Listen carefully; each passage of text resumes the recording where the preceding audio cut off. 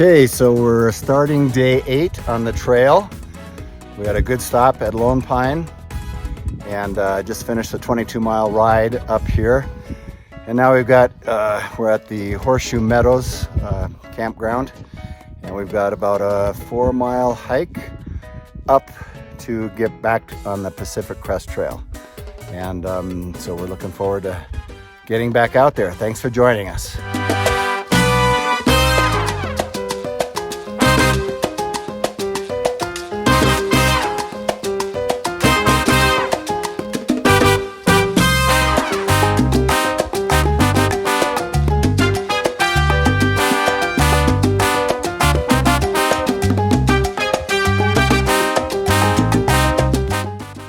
So it looks like we have 1.6 miles to go and 1,000 feet to the top of that mountain there.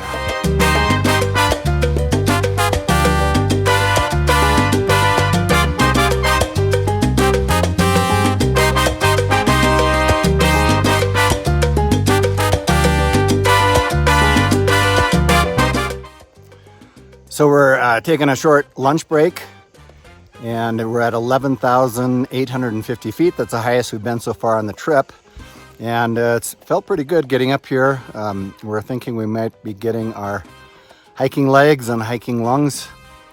And for lunch, usually Chris does a hot meal and I do a couple meal replacement bars. And then at dinner, I usually do the hot meal and Chris does the bars. So just personal preference. There's an expression here, hike your own hike. Meaning even if you're hiking together, you actually have your own hike. So everybody does it a little bit different. Thanks for joining us. I'm taking a lunch break. We've hauled up the mountain, 1 o'clock, time to eat.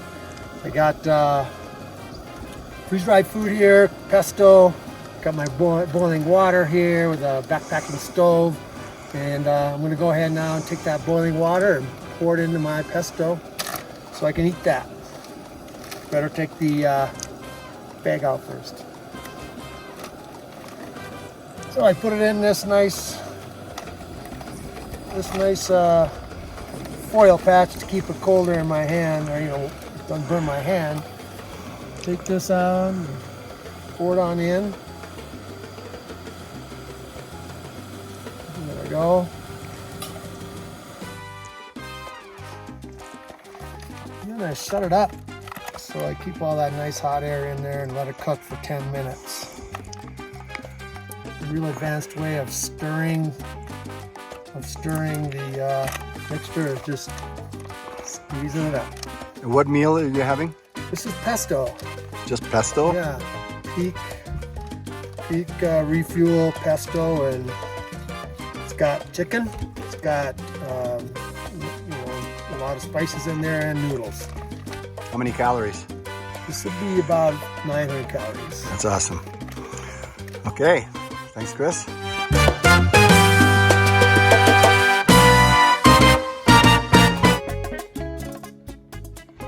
So we made it to the top of Cottonwood Pass, 11,150 feet, which is higher than we've been before. This is a view towards the east. Down below is the meadow that we climbed up today. And this is the view to the west. And we are walking to the north towards Mount Whitney.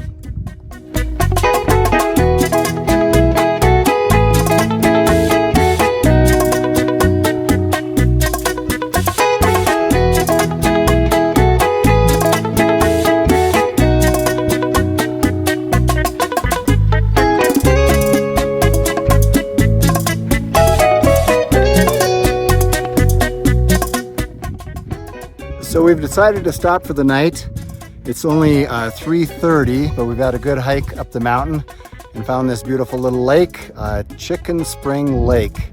Not Spring Chicken Lake, but Chicken Spring Lake. Not sure where it got its name, but it's a beautiful place and it's got a couple nice sites for tents. Chris made a donation of $140 to the California Department of Natural Resources to get permission to fish this lake, and all the lakes up here.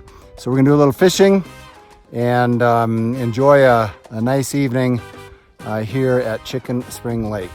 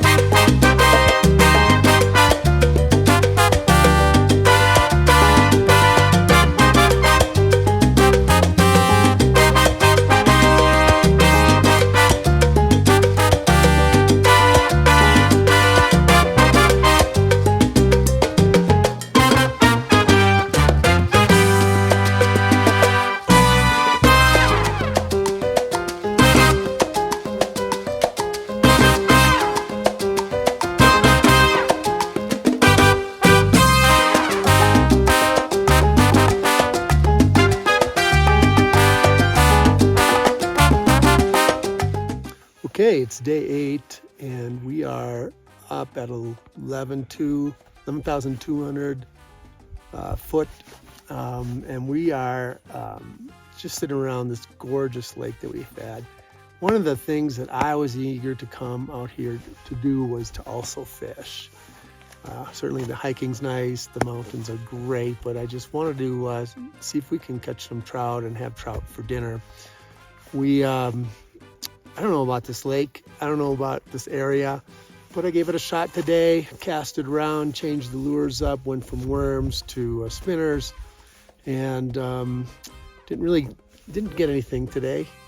But if I can find a bigger river, I think it'll be great, and I'm excited to when I'm able to do that further on in the trail.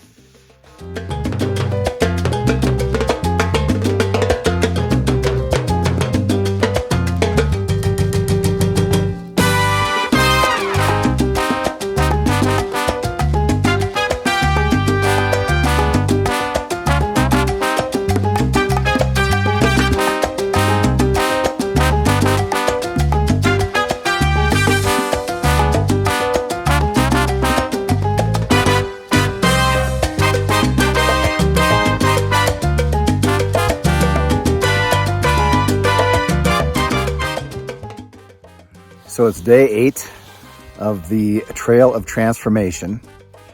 And I want to say that sometimes people think of transformation as like a change, like an improvement. Like kids get into our program and they gradually learn English and they improve. And that might be one definition of transformation. I like a definition that I learned at a program called Landmark Education. I'm going to kind of paraphrase it, but it basically says that a person's transformed when, like, instantly, and it means that they actually change the way they see themselves in the world. So it's like this instant change. So think of maybe somebody graduates from high school. Like, that's an instant change. They're a different person. Or gets their, somebody gets married. Like, you're very different before you say I do to when you say, after you say I do. And for our kids, picture yourself as a 9-year-old in a village, a small neighborhood in a small village in El Salvador.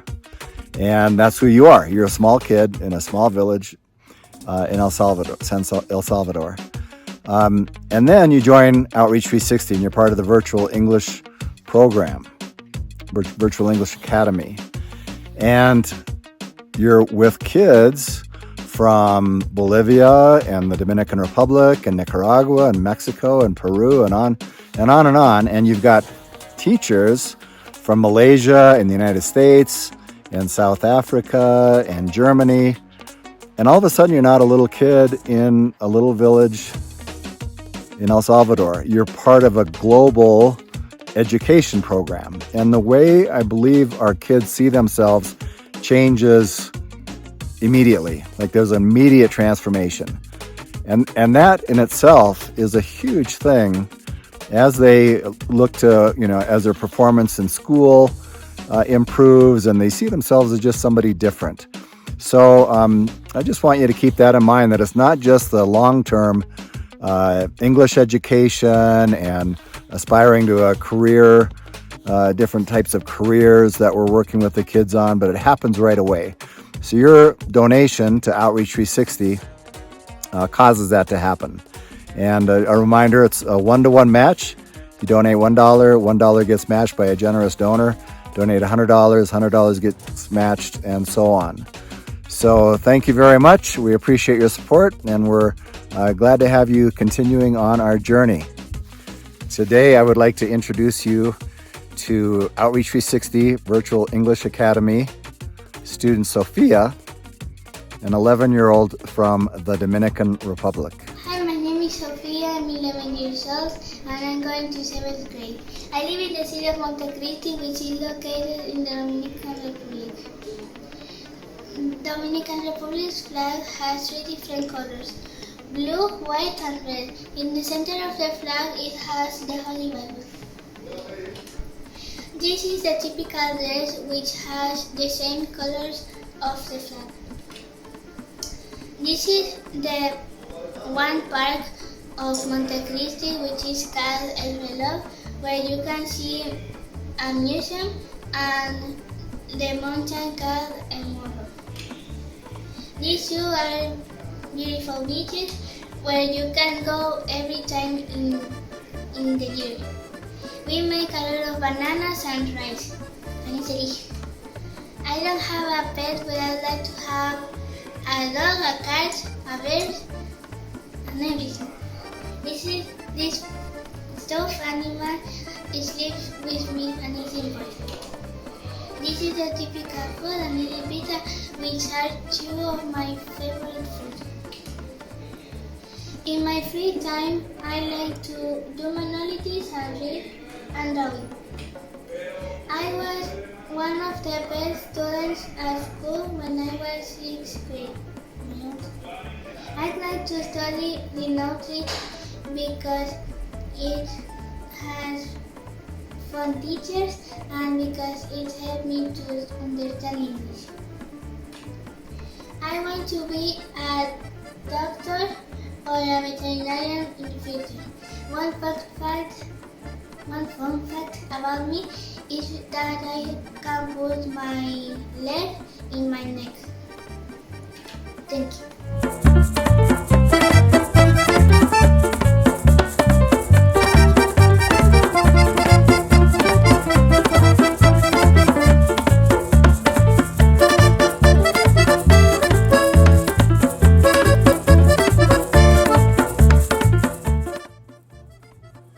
Thank you for your donations to Outreach 360, which provide opportunities to Sophia and our other students.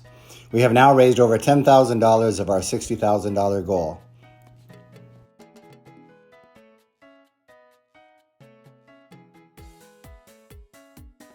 So it's officially the beginning of day 9. It's like 12:30 in the morning, and we're having a storm.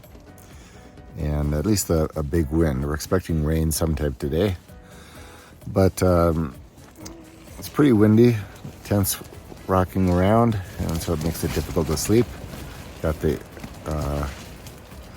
earbuds on, trying to listen to some music, some noise cancellation, and anyway, just wanted to update you.